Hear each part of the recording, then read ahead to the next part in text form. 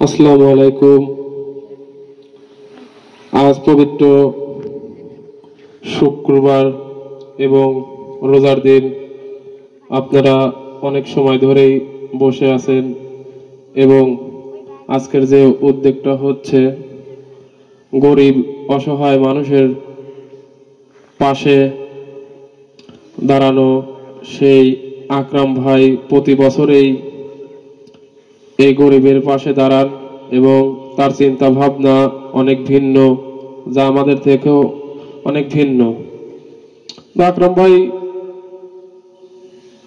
মানুষটা অনেক ভালো, কিন্তু আসলে ভালো কাজ করতে গেলে অনেকেই সমালোচনা করতে হয়, কিন্তু সে সমালোচনার দিকে যদি তাকায় তাহলে সে এত দূর আগাতে পারতো না।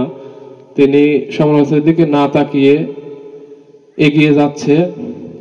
সবাই ওনার জন্য দোয়া করবেন এবং ওনার পরিবারের জন্য দোয়া করবেন, তারা যেন মানুষের পাশে থাকে এবং তারা আগামী দিনে যেন এর থেকে ভালো করতে পারে, এই দোয়াই করবেন।